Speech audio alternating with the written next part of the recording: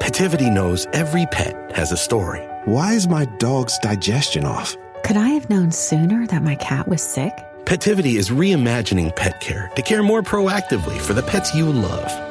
Petivity's smart products and health kits give you data your pet can't share, so you can provide the best care possible. Give your pet the story they deserve with Petivity. Visit PETIVITY.com to learn more. Petivity, powered by Purina.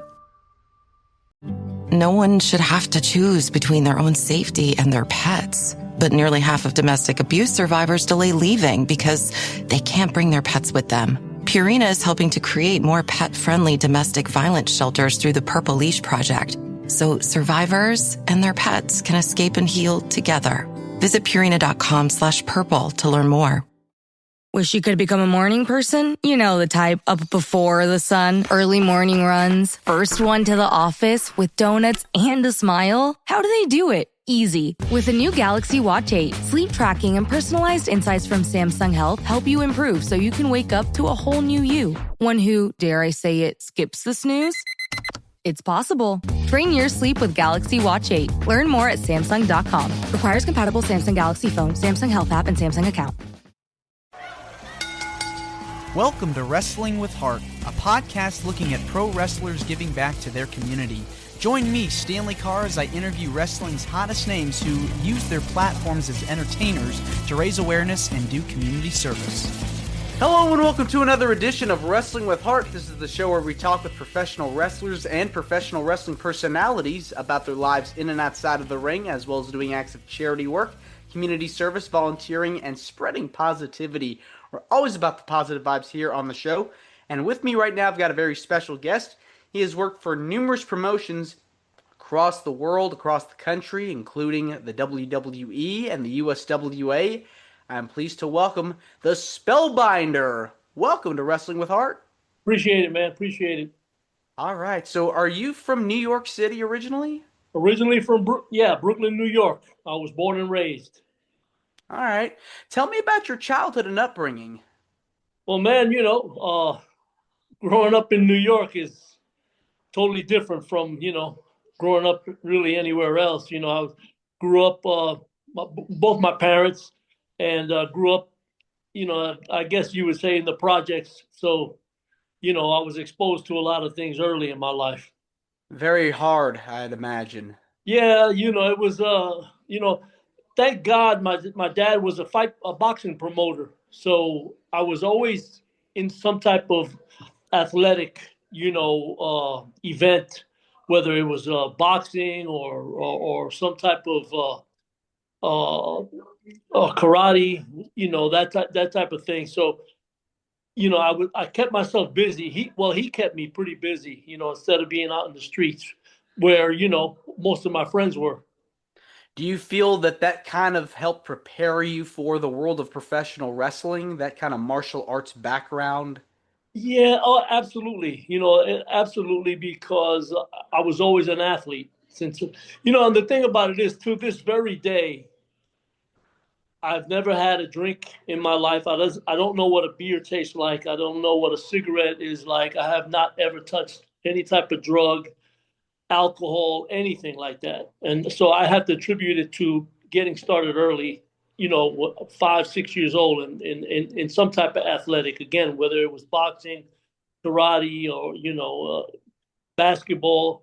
I was always in some type of, athletic activity. And I think it's important to have discipline instilled in such a young age, because that's how you learn, that's how you grow, and you build confidence. You learn self-control, and it just teaches you a lot of values and being able to how to do things, learn right from wrong. Well, yeah, that, and it always helps. My dad growing up was a bodybuilder as well. So he was, a bigger than normal person. And I'll never forget him telling me that if he ever found out that I was drinking or smoking, he'd kill me. So that was something I wasn't going to forget. Now, was wrestling always something you enjoyed growing up? No, not at all. Actually, wrestling was the furthest thing. Like I said, I was always into martial arts and boxing and stuff like that. As a matter of fact, I started competing as a martial artist in karate tournaments. And I was always tall, but very, very thin. And so one of my instructors, Shidoshi, Nathan Ingram, said, well, listen, you know what you should do? You need to put on some weight. You know, you need, start eating more and go ahead and hit the weights. And I said, are you sure? And he said, yeah, they're going to help you. You're going to help you get rooted and stuff. And I said, okay. So I started training with weights, and I started, I put on a few pounds. The next thing you know, people were telling me how good I was looking, and oh my God, Dale, you're getting big and this and that. And I said, whoa, all right, I'm gonna roll with this. So I started enjoying, training with weights and feeling the pump, and of course getting, the attention. And I decided to start competing as a bodybuilder, and that's how everything took off. Now, as far as the wrestling was concerned, my younger brother, God rest his soul, my brother Jimmy, he was a big wrestling fan. And I remember him, I was a big guy. When I was competing, I was 6'3", and I was about 275 pounds. And he would always come to me and say, hey, Del, you know what? You should wrestle. And I would look at him like he was crazy, because I wanted to be Mr. Olympia, Mr. America. I didn't want to, jump around in the ring and all that type of stuff. And he continued, and as a matter of fact, I had a couple of local wrestlers in New York, in Brooklyn, that were weight training as well. And they would say, man, you should wrestle, man. You look unbelievable and blah, blah. And I just, again, to me, that was just a joke. You know what I mean? I wanted to be just a famous bodybuilder. That was what my sights were, It wasn't till my brother got sick. My brother was always sickly. He was born with damaged kidneys, and I'll never forget, throughout his whole life, he was in and out of the hospital, in and out of doctor's appointments. And man, as I got older, and I just felt stronger and growing, and my heart grew with him. And I would almost feel guilty that I was, this big, strong guy, and my brother was this weak guy. One of the things that I respected and loved about my brother was he never let that bother him. You know what I mean? He just, he was living his life, and, never said, why did this happen to me? That type of thing. And so one day, I remember, I'll never forget it. I was working out. At this time, I was a personal trainer as well in New York.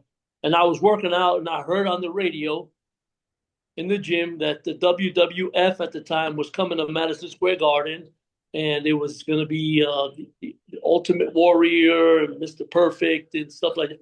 And I just felt like, you know what? I says, I'm going to take my brother.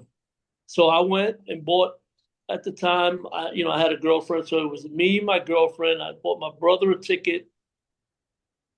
And I might have went with one of the other guys from the gym that was a local wrestler. And I remember buying the 4 tickets, and my brother came into the gym, and I said, hey,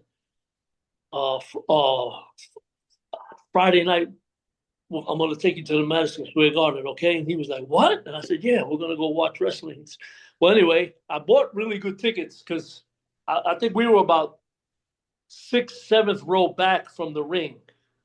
And we were in Madison Square Garden, and, we were watching the show. And one of the security guys / usher walked by me and stopped and looked down and bent over it. And so my brother was to my right.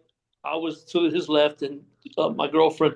Anyway, he reached over his hand, and he says, hey, what are you doing down here? You should be in there. And he pointed to the ring. And my brother had a field day with that. See, I told you this. And, I just took it, I chuckled and just said, just as a thing, I had a character in mind already. I had, when I was growing up as well, and I bypassed all of this, but when I was growing up, I was also a magician. I loved doing magic. I was doing, when I was 7, 8, 9, 10, 11 years old, up to 15, I was doing magic shows for birthday parties and stuff like that. So, I loved magic. Back then in New York City, I had a friend of mine. He was also a mentor and a teacher of mine, Jeff McBride. And he did a mime act, a magic mime act. And it was unbelievable. And I loved his look and everything. And I thought to myself, I said, wow. I said, if I can take that character and you use it as, as a persona, but with my build, I take it totally, to a different dimension. And so one day I decided, all right, I'm going to paint my face and put this outfit on and, take some pictures and see what happens. Anyway, I did that. And I sent my pictures to I can't remember. It was the talent relations in WWF. I sent it to an address. About a week later, I believe it or not, I get a call from Sergeant Slaughter saying that they were interested, in talking to me and stuff. And mind you, I didn't know how to wrestle, man. I didn't know how to do it. Nothing. You know what I mean? I hadn't had any training or anything. And so I looked up Johnny Rod's wrestling school in Brooklyn, New York. And so I enrolled in that. It was a couple grand, but I said, all right, let me try this thing out and see what happens. And that's how it all started going. That's how I got into the. It's incredible. Yeah, it really is. And so from there, you're learning this different kind of physicality. Talking about growing up playing sports. Yeah. Now you're learning how to, roll, and you're learning how to bump, Oh, and yeah. it's a different kind of physicality that you're not as used to. 100%, 100%, 100%. My first day, my girlfriend at the time was 100% behind me. Her name was Paulette. And she said, you can do this. And with your idea that you have, with your character, at that time, it was at that time, it was all characters. It was, Mr. Perfect, the Powers of Pain, Ultimate Warrior. There was all these comic book looking characters. And Larger that's than life. right. And I remember reading a book. In the first pages, the kid went to a wrestling show, and that's exactly how he described it. He said he was sitting in the first row, and these larger than life characters were coming. These people that they were just bigger than normal people were coming in, and they were titans in the ring, and all that thought of that excited me. When I read that, and that's kind of the way I looked at it. That's the kind of the way I was looking at it. And when my first day of Johnny Rod school in the ring, of learning how to roll, and then boom, taking a bump, it felt like my body was being broken to pieces. You know what I mean? Now I'm thinking, oh my God, I've worked this hard to make my body look like art, and now I'm tearing it up. So it was a mental thing at the same time, to get that thing working. But when I set my mind on something, I'm going to see it through no matter what. Exactly. You got to put a lot of effort, 110% effort in. Right. So now anything. my plate was full. Now my plate was full because in order to keep my size, I got to eat between 6 and 8 meals a day. And then I got to train 3 hours a day. And then I got to go to the ring and roll around and bump for another 2.5, 3 hours. So it wasn't easy. It was a thing where, okay, you want to do this, you got to, like Johnny Rods told me and the rest of the guys, you got to pay your dues. Yeah, and you really have to sacrifice so much Yes. to be able to reach the level of the top. So you have to really stay in shape, work out, uh, do the drills, uh, put in so much reps as possible. Yes, yeah, that was that. You're right, 100%. And you had to do it over and over and over and over again. Yeah, and so when you're talking to Johnny and he's telling you these pieces of advice, walk me through your first few matches and how did they go? Did you feel confident? Did you feel scared? Did you feel like, okay, let's just get through these and then we'll go on? Well, it's funny you say that. So let me start by saying I got all the respect in the world for Johnny Rods. He paid his dues. He was in the original WWF with Vince McMahon's dad. And this is not. I'm not taking a swing and hit at him here at all. But the actual one that was responsible for anything that I did in the beginning of in professional wrestling was Vito LaGrasso. He did the big Vito gimmick, Skull Von Crush. He was with WWE for a while, WCW. He did ECW. He was working already. By the time I started in Johnny Rods, he was a professional wrestler already. So what happened? I was training one of Vince McMahon's lawyer's best friends, and this is an incredible story. And I didn't tell people for years. I did say it on another couple of podcasts because hey, it's 20 something years later, and what are they going to do now? But here's what happened. So I sent my stuff out there. Sergeant Slaughter called me, and I remember he said that they wanted me to come down to the Raw taping, and they were going to have Doink the Clown do something to me. Like throw. They were trying to get some heat on Doink, and he was going to hit me with a pie or whatever. Anyway, I called Vito, and he said, "Man, don't do that. They're going to kill you. They're going to kill you. They're going to kill your gimmick already." And I said, okay. So I called Sergeant Slaughter, and I don't know, something. We got out of it somehow. Anyway, believe it or not, about 2 weeks later, I got a letter in the mail, which said, thank you for contacting us, but we're sorry. Right now, we cannot accept any type of application. You need to have 5 years working experience. In other words, the letter said, "But we don't even know who you are." And I'm sure they were hiring at that time. WWF was hiring guys from Memphis, Texas, Louisiana, people with a name, because there were so many other territories back then. And so that's what Vince was doing, hiring, their stars and just bringing them over to WWF.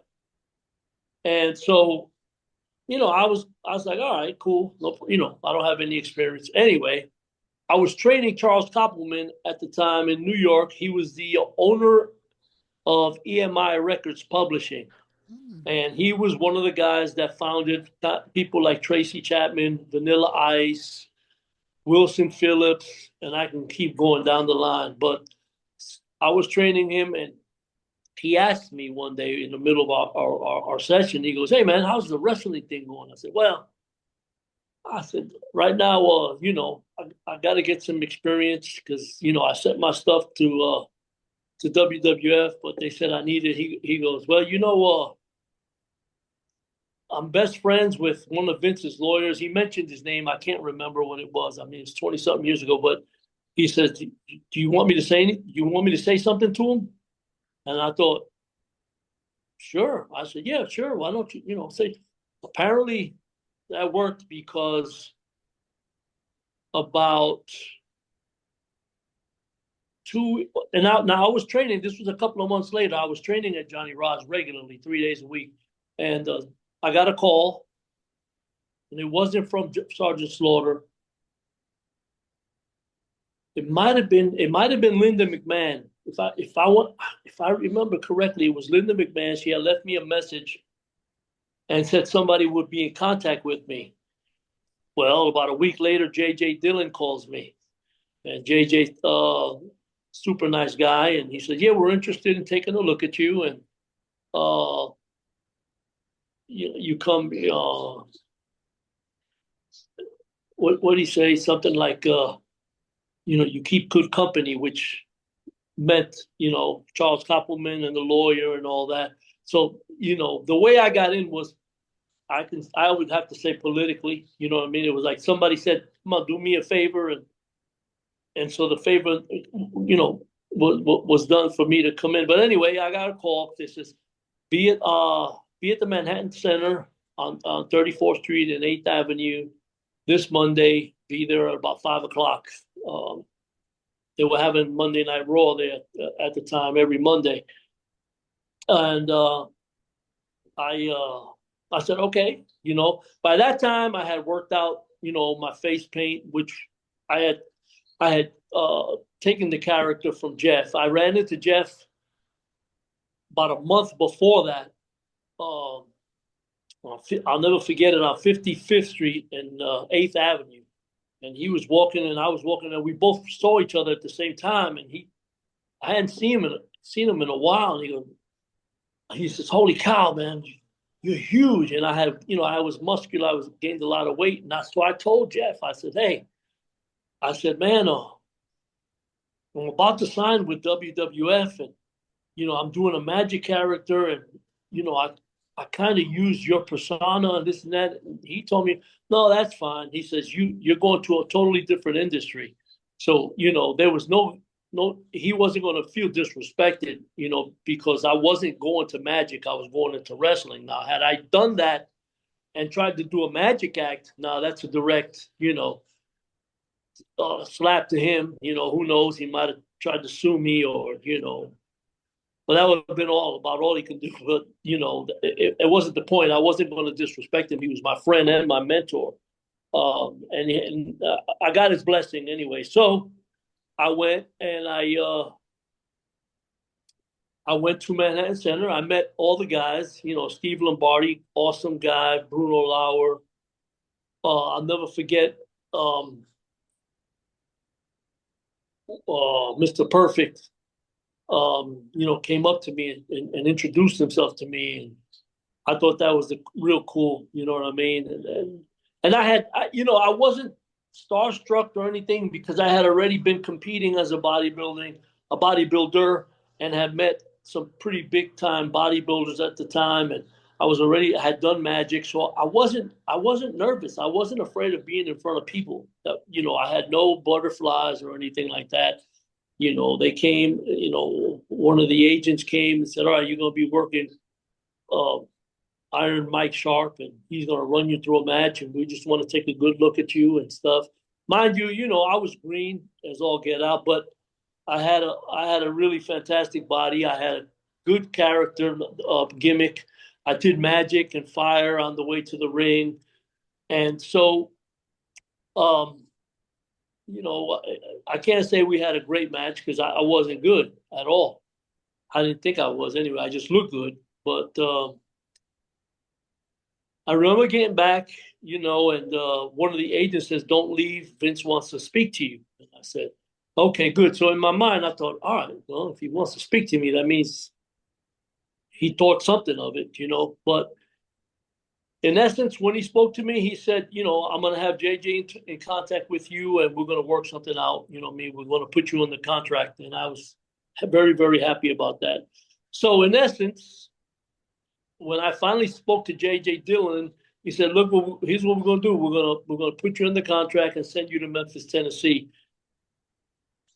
So what I meant by in essence was I was the first developmental deal, as far as I was the first developmental when there wasn't a developmental. You know what I mean? This was before NXT and the Performance Center. This was before OVW, FCW, all that stuff. That wasn't none of that was even a thought.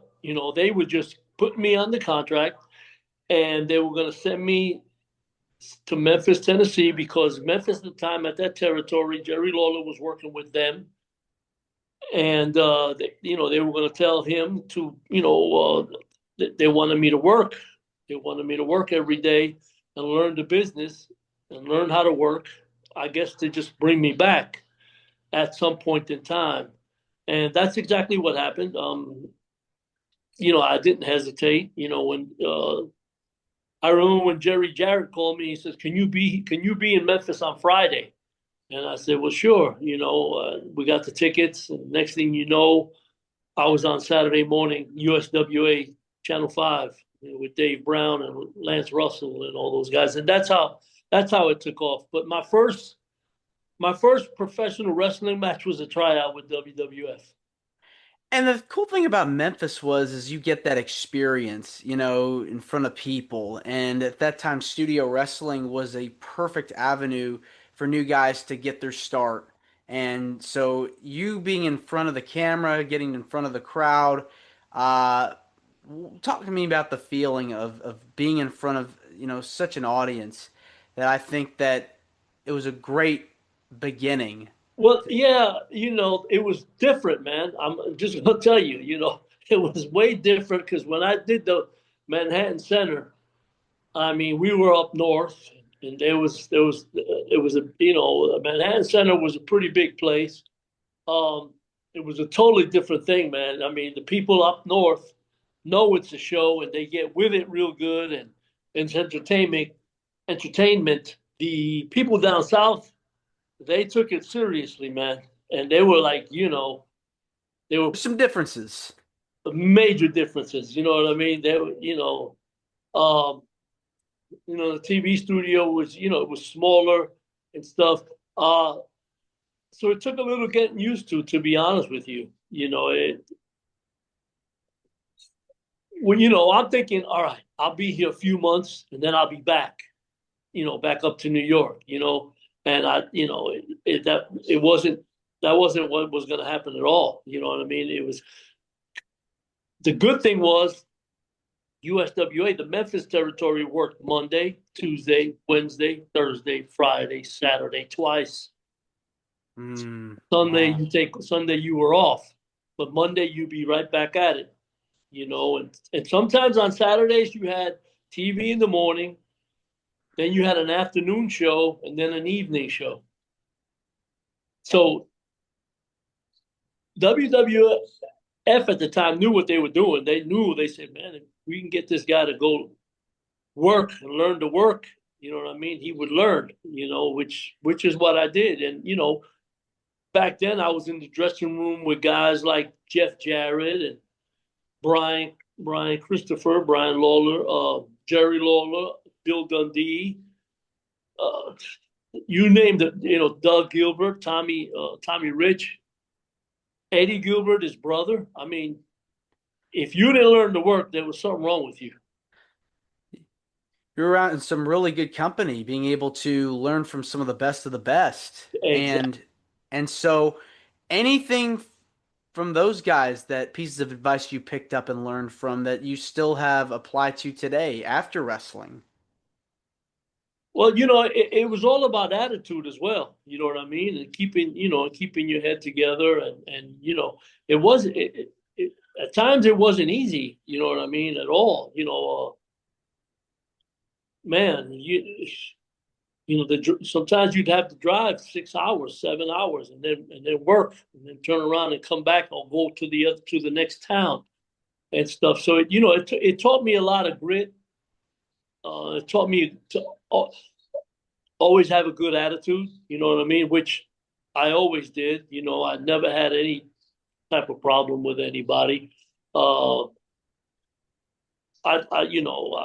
was taught to respect ever since I was a kid. So I respected everybody and expected the same back, of course. But I have a lot of good memories with a lot of good guys, and guys, so some of them aren't with us anymore, but I was glad. Put it this way, I wouldn't change anything. I wouldn't change anything the way it went down. There was a point there where I was going back and forth. You know, they would send for me up to WWE, and I'd do a few house shows, and then they would send me back, and I would, you know, go back to this territory. Then they sent for me again, or we would do a dark match on the TV, and that was going on for a while. I was going back and forth, back and forth. But you know, all of a sudden, I started liking coming back to the Memphis territory, to the Memphis, Mississippi, Arkansas. It started becoming more like home to me. You know, going to New York because of the time, you know, Vince had gotten in trouble, and you know, things were shaky at the time. It started being stressful being up there. It was a stressful, you know, people didn't feel good in the dressing room. You know, I'll never forget coming to one of the TV tapings in WWF, and everybody's kind of solemn, you know. And I remember Brian Clark, you know, Adam Baum telling him, I said, man, what's going on? He said, man, such and such got fired. And I said, oh, really? He goes, yeah, they're saying that two or three more getting fired. I was like, oh, you know, and it was stuff like that, man. You know, people, it was a nerve-wracking time, you know. So whenever I went back to Memphis, you had guys like PG-13, Jamie Dundee, and Wolfie D, and these other guys just joking around in the dressing room. It started to become home to me. It's always good to have camaraderie and being a part of an environment that's positive and a family atmosphere. So Yeah. And now, seems like that's what Memphis was for you. right now, the house shows when I did, you know, WWE, WWF house shows, they were easy as well because they know they were going from one town to another. I remember, I'll never forget. I had to work. We were working. I was working Mark Henry for a stint for about 8, 9 shows in a row. But we did Chattanooga, we did Memphis, we did Little Rock, then we did St. Louis, Kansas City. So it was about 7, and those were fun. You know what I mean? It was the TVs that was stressful. Now I don't know how they are now. You know, I'm sure later on everything, you know, got more relaxed. I hope for them, but you know, and this is just me. You know, even then when it was still comfortable, I was glad to be coming back. You know what I mean, to the territory. You know, and it was just much more calm and much easier. When you're in the ring, getting to work so many of these guys, who were some of your favorite opponents that you've gotten to step in the ring with over the years? Are you talking about in the Memphis territory? Yeah, when you're in Memphis, getting to work Jerry Lawler or Brian Christopher. Okay. And some of the other guys that were in there, like Bill Dundee. Who were some of the guys that you enjoyed working with in Memphis? And as well, you can talk about some of the people that you enjoyed working with during your time in the WWE as well. Yeah, I had a ball working with Mark Henry. You know what I mean? He's a great guy, good guy, and you know he would you know, he was telling me, let's just do whatever you want to do. I said, well, you know, you're going over, so whatever you want to do is fine with me. And you know, I enjoy that. You know what I mean? I don't, you know, guys that want to do this, and that, and want to do this move, that move, this, and that, you know, and they're just like building to nothing because I was learning to tell a story. You know, in the Memphis territory, they taught you how to work, how to have a match, not just do moves. You know what I mean? So, Mark Henry was good. PJ Walker, he was doing the Aldo Montoya gimmick at the time, was great to work with. I worked with Chris Candido, God rest his soul, a bunch of times. Jeff Jarrett as well, you know, was great to work. And I worked him in WWE and in the Memphis territory.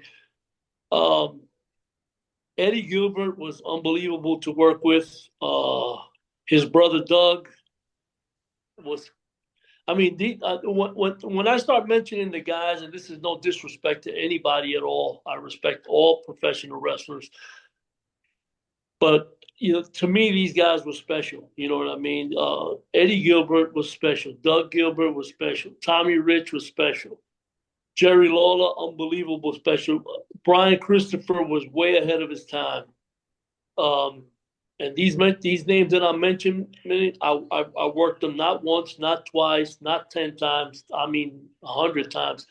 Billy Joe Travis was an unbelievable worker. Buddy Landell, the Rock and Roll Express, Dutch Mantel, even though, you know what I mean, Dutch was different, but, heck of a worker as well. God rest his soul, Steve Dahl and his partner Rex King, they were doing a gimmick in WWE as well. Like they were like Chippendales dancers or something. But these guys were all, Pat Tanaka, he was back and forth with WWF and the Memphis territory. These are the elite of the elite when it came down to guys. Coco Beware, of course, I mean, so I can go on and on, man. You know what I mean? Those guys were special to work with, man. You know what I mean? They knew their craft. They knew their business. They knew, they knew they had an uncanny sense of what the people wanted, whether they were a baby face or a heel. You know what I mean? Which I would have to say 50% of the time I was a baby face, 50% of the time I was a heel as well. Jerry Lawler used to love big, muscular heels in his territory. So I had a ball doing them. I had a ball doing both. What made you decide to step away from the business? I never really stepped away from the business. Man, think about it. I decided to take a break in 2014, 2015, after signing with WWF in 1995 or 94, something like that. So I had been working every day for 20 years. You know what I mean? And thank God I had not in any way injured myself. And I wasn't lazy. I mean, I've always had really good matches, no matter what, and I was just blessed. The Lord had me the whole time because I never got hurt. But what had happened was my son was starting to play football. He was getting a little bit older, and I had already missed a lot of his days, with younger football and birthdays here and there. And I said, all right, I have to be there for his teenage, years, what I mean? Before I know it, this guy's going to be a man, and, it's not right, So, I didn't alienate myself either. I just stopped taking bookings. You know what I mean? And not 100% either. What I did was I moved my son. I moved my son and his mom to another town up in Tennessee, Henderson, and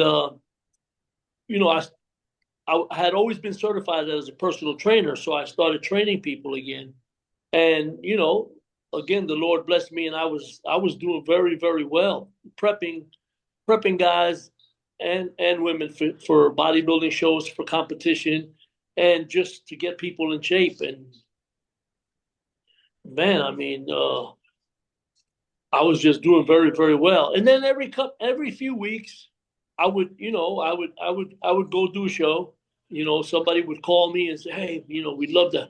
And I said, all right, I'll go up and do that. So I never really left. I never really said, okay, I'm not wrestling anymore ever. I didn't focus on it like I did the last 20 years. Mm-hmm. I was still doing, like Jerry Lawler's son, Kevin Lawler, would run shows here and there, and he would always call me and want me booked on them, and I would say sure, okay, stuff like that. I was doing a lot of independence here and there. It wasn't till last year, and I've always kept myself in 100%, great shape. Last year, Randy Hales called me and said they had decided to induct me into the Memphis Wrestling Hall of Fame. And right after that, that's when all the slew of calls started coming in. Will you do this show? Will you do that show? And I thought, okay, you know what? I took a break. Here I am, and I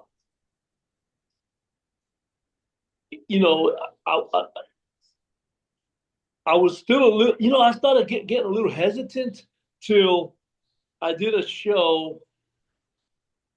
It was one of the first shows back, and I had some other tights made and stuff. And I remember Jerry Lawler was on the show, Doug Gilbert, and I remember I got dressed, put my face paint on, and all that stuff, and I walked into a room, and the room got silent. I mean, it was people were talking, and it was loud, but I walked in, and everybody, all of a sudden, you can hear a pin drop, and I walked by. And I remember Jerry Lawler King coming by. He goes, "Well, you still look the same." And I said, "Oh." I said, "Well, thanks, King." Another gentleman walked out. He was an older fella, and he came out. He said, "Holy cow, Dale." And I said, "Yeah, what's up?" He says, "You look like you walked out of TV 20 years ago." And so that said, okay, that gave me that, all right, you know what I mean? I didn't want to look any different or any worse than I did when I took the break, so that solidified. Not to mention about 2 weeks later, Rush Toys got in touch with me and said they were interested in making an action figure of me, the character. And so things started just buzzing at Comic Cons and WrestleCons. You know what I mean? So I'm really excited now, and I want to push the character, Spellbinder character, as far as it can go right now.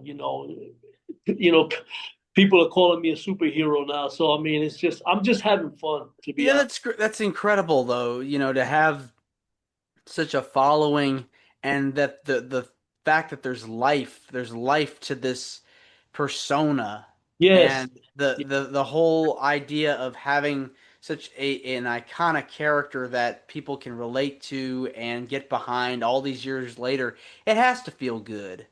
Yeah, and then you know what, it kind of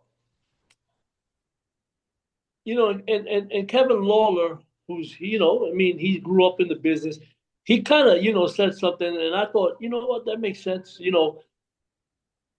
I always resented the fact, in a way, that the Fantasio character, which they called me that because Vince wanted to own the rights to everything. You know what I mean? Which Mm-hmm. he could not, because the Spellbinder was trademarked and copyrighted by me, and the Spellbinder character, his face paint, everything was my property. So and I told him, I said, well, you guys can use the name. I'm fine with it. I'm working for your company. They didn't want to do that. So, they did televise one. So, quote unquote, supposedly I had one match and it was over with. You know what I mean? Well, that's the furthest from the truth. You know what I mean? Because maybe under that name, but I've had thousands and thousands and thousands of matches, under that character, which is supposed to be Spellbinder, so, to me, this is just the proof in the pudding that, Spellbinder and come back. But Kevin Lawler did make a really, really good point that he said, well, Fantasio might have made one appearance, supposedly, which is not true. I did a bunch of shows for WWE, but he said just from that one televised thing, it became a cult classic where people still watch it, people still talking about me. You know what I mean? And then one thing I learned from Charles Koppelman, the record producer and owner of EMI Records, said whether it's good or bad, publicity is publicity, regardless. You know what I mean? So, whatever. You know what I mean? I'm signing hundreds of WWE encyclopedias. So, yeah, I mean that's a legacy that's going to continue on forever. So being able to be featured in those kinds of mediums and products, I mean that's something to be there's something to be said about that for sure. right. I want to switch gears and talk about some of the stuff you've done outside of wrestling. I know you've done a lot of charity work and have Yes, been sir. part of different projects. What kinds of things have you done to help out in your community over the years? Well, man, a lot of people don't know this, but a lot of people do. I'm a minister of the church. So I also go to churches and preach the word and speak to youth councils and stuff. Me and my wife both are big, huge advocates for dogs, for rescues and stuff. Um, and of course, I did a lot of, because I'm here in Memphis, I did a lot of work with St. Jude's and the kids. You know what I mean? As of course myself, my character, uh, and I got close to a lot of families. My wife and I got close to a lot of families, and it was a really difficult thing to do, but because some of these kids are really, really sick. Mm. You know what I mean? And there was some tough times for me, man, because we lost some of the kids, and just you know just to be 100% transparent with you, it was heartbreaking. I'm sure it's devastating when you see somebody, especially a kid that young, Oh my that's going God. through something and And you're a lot there. of the times I would take them out to eat, or they would meet me at church. We would go to church service, and my wife and I would take them out to lunch. You know what I mean? And just make their life different that one day, where they don't have to be in four walls and a roof in a hospital, which is horrible, you know. Um,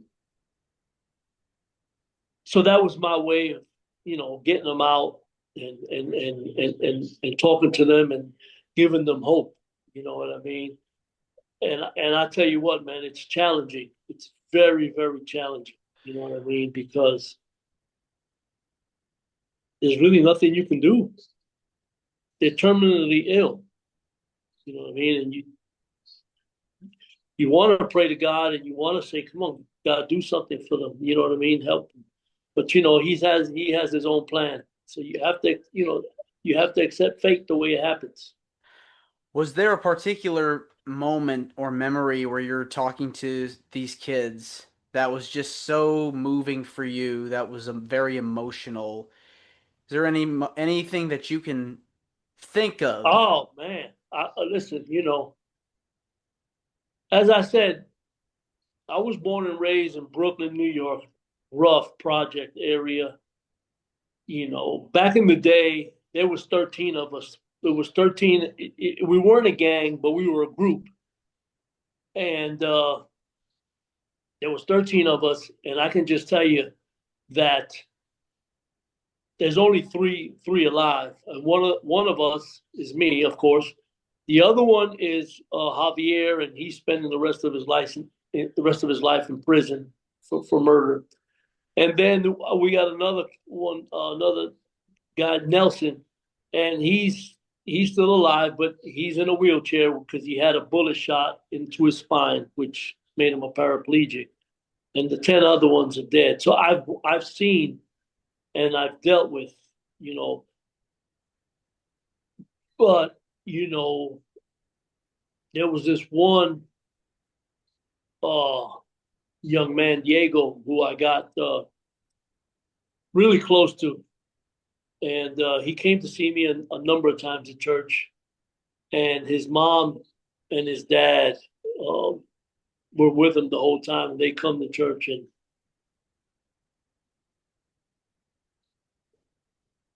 one day, we knew he was getting worse. But one day, I hadn't seen him in about 2 weeks. My wife and I were so busy working and doing all kinds of stuff, but I hadn't seen him. And so one Sunday, I told my wife, Marsha, I said, hey, you know what? I think we need to go see Diego. You know what I mean? And she said, okay. She goes, I'll tell you what. Why don't we try to call his parents, and we'll just go down there and, take him some food or whatever. And I said, okay. I'll never forget it. It was a cold November. And St. Jude's is downtown Memphis, and downtown Memphis is the zoo as well. So we called them. We didn't get an answer. So I said, well, tell you what, why don't we go downtown and get something to eat and maybe just walk around in the zoo. Even though it's a little cold, we can get, go in and out of places. And she said, okay, yeah, that sounds good. And my wife is so supportive about that. You know what I mean? I love her to death because of that. But we went down and we went to the zoo, and it was cold, man. I remember. So we spent as much time as we possibly could. And on Sundays, Saturday or Sundays, I can get a cheat meal. I'm very strict with my diet, but on Saturday and Sunday, I can have whatever I want. Anyway, we were downtown, and there was a place where they make grass-fed burgers and stuff like that. So she said, you want to go there? And I said, yeah, let's go there. I'll never forget it. Marshall was sitting across from me, and I had the burger in my hand. And I remember I took a bite, and I'm chewing it, and I got a text. I grabbed the phone out of my pocket, and I'm still chewing, and as I'm looking at this text, it was Diego's father. It was his dad. And he said to me in the text, hey, thanks for getting in contact with us. And thank you for all you and your wife has done for us. And just to let you know, Diego's in heaven with our Father. And I almost choked on the burger, It was, I just looked at Marsha. Just all I can do was stare at her for a second. Where she was like, everything okay? You okay? And then I just gave her the phone. She was like, oh my God. You know what I mean? It just felt, it was an empty, horrible feeling, And I tell you what, man, that hurt so bad. I told Marsha, I said, man, we were heading home, and I said, I don't know if I can do this anymore. I said, I said, I don't know if I can do it anymore. Of course, whenever I'm asked, can you come see this young man? He's hurting you or whatever. Of course, you know what I mean? Do I volunteer to do it? I'm not going to lie. I'm a very, very honest, straight up man. I don't, no, I don't, I try not to volunteer. You know what I mean? If my mom asked me, you know what I mean? My sister, anybody, my wife or whatever, I'll do it, But as far as me trying to, to put myself out there, that thing hurt too bad. You know what I mean? Even telling you now just brought up some, really, really, sorry feelings in me about that.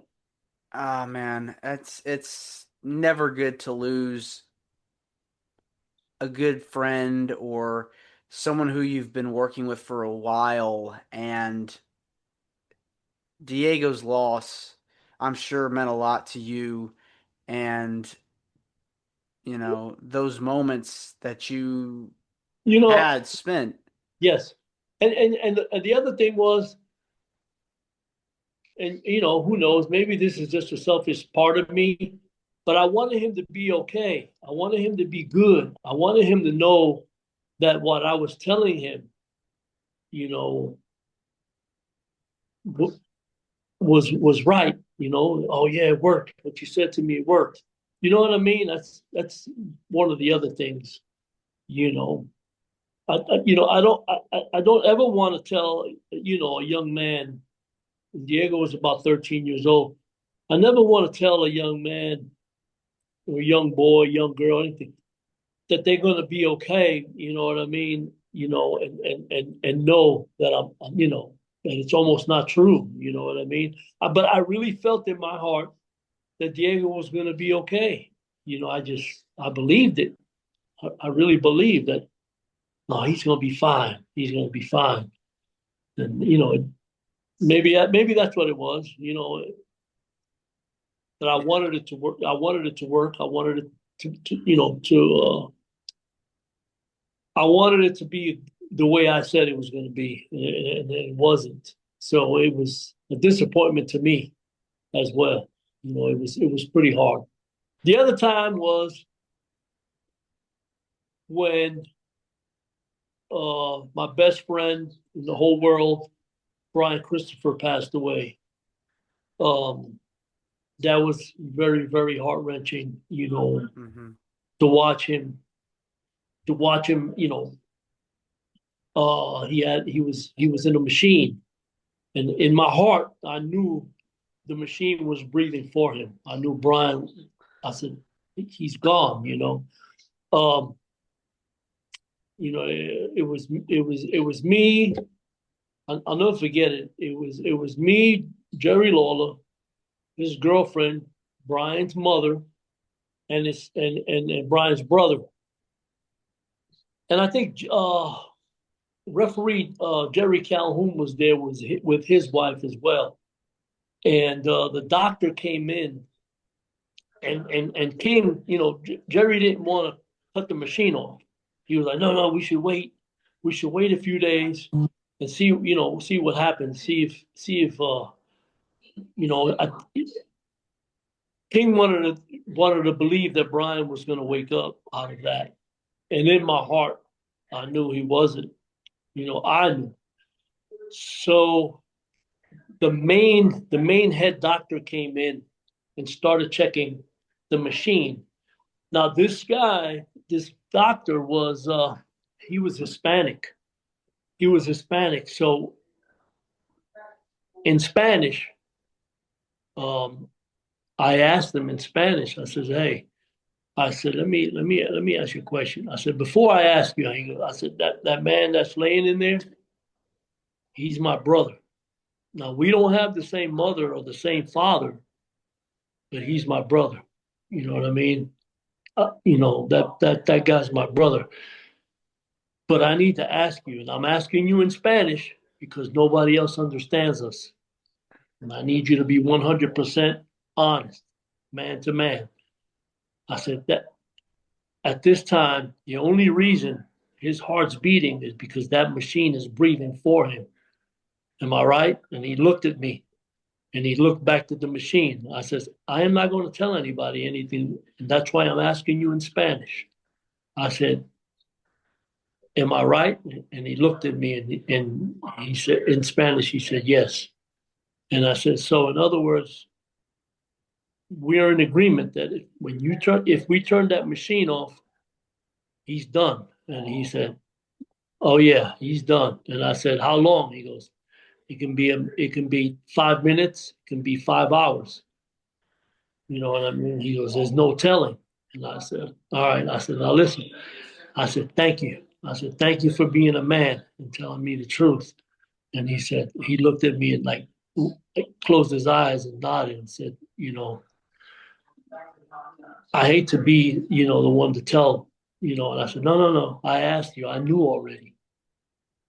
I give you my word, man, that when I got done talking to this doctor, the doctor walked out and I looked over at Jerry Lawler and we locked eyes. I mean, we locked eyes and And he looked at me and he says, Dale. And I said, yes, sir. He says, what did he say to you? And I said, King,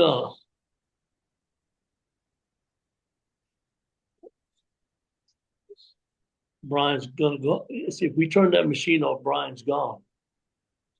And that was probably the hardest thing I had to do, is tell a son's father that son wasn't coming back. And that death was hard to hear, from so many people. It's never good to lose anyone, not a son, especially someone that is that close. You're that close to the family, and Brian Christopher meant a lot to the wrestling community, without a doubt. And he's still missed to this day. Yes, sir. Absolutely. Now, talk to me about, what does giving back to your community mean to you? Why do you feel passionate about giving back? Oh man, I'm, quite honestly, I'm just paying it forward. Man, I'm God's blessed me, man.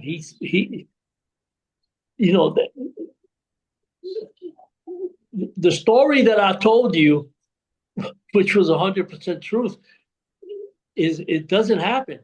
It doesn't happen. A guy coming out of Brooklyn, New York, doesn't get first professional wrestling match as a tryout in WWF. It just doesn't happen. You know what I mean? During the whole time, I watched people come and go. I watched heartbreaks.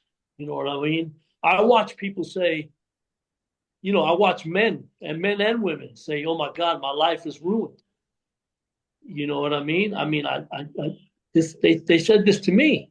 He said, "Man, I can't believe it. I was here, I did this and I did that. I left my job and blah blah blah, and they're gone." You know what I mean? They either got released or, and I was blessed the whole time. I was getting paid by WWF/WWE and USWA at the same time. I was getting 2 checks. You know what I mean? And God bless them both. Steve Lombardi and Bruno Lauer taught me, keep your mouth shut and don't say nothing to anybody about anything. You know what I mean? So I was getting a check for them for almost 20 years. You know what I mean? So, I mean, do I have anything bad to say about either company? No, ever. I mean, I wish I was a more successful in WWE, yeah, sure. I mean, but I'm happy with what I've done. I mean, some people, and I don't know, I mean, maybe because of the money, but some people say it's more of a privilege or an honor to be inducted into the Memphis Wrestling Hall of Fame than the WWE Hall of Fame. Who knows? I don't know. Some people may go, no, it's better. I know that I was in the dressing room in both WWE and USWA with legends. Legends that are just not going to be replaced ever. And that cemented legacies for the rest of their lives. So I've been very blessed, man. So for me to pay it forward, it didn't matter. I never, I was never secretive about anything I did. I mean, whenever, I had a young guy come up to me and ask me, hey, Spell, what do you think?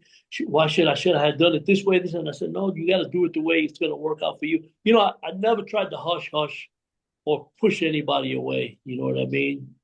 Because even as a magician, you know what I mean? Jeff McBride, he gave me a blessing and he said, hey, yeah, you go ahead and use the character. I'm fine.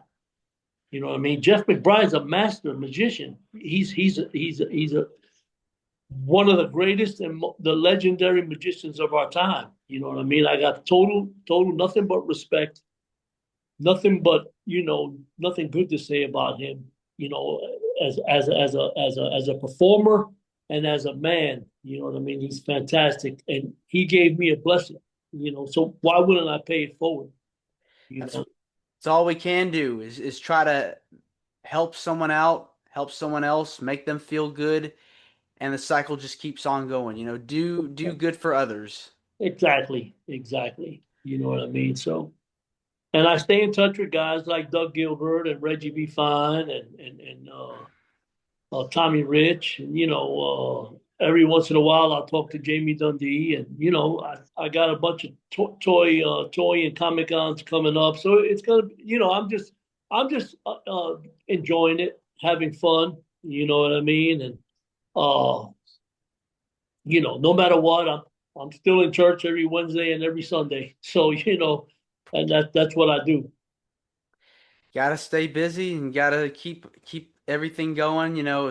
The faith and everything. So exactly. You got that. All right. Well, this has been wonderful getting the chance to speak with you. I want to say thank you for coming on to Wrestling with Heart. It means a lot to me and to my listeners and viewers that are watching this on YouTube. I know we've been talking about doing this for a long time. So glad we've made it work.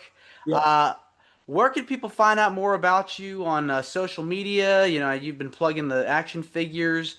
Man, just stay on the action figure. You can take a look at it. They got a couple of versions, a couple of variants coming out. They got actually one of the action figures actually has what I'm pretty famous for, is pulling the underwear out of the opponents. So one of the variants has the underwear. The other one, now they came out with a Mini Master Spellbinder action figure. So there's a bunch of them, but you can go to rushfigures.com, and you can get a hold of me on Facebook under Del Rios, or you want to email me. I'm getting a lot of emails for appearances at delrios43@gmail.com.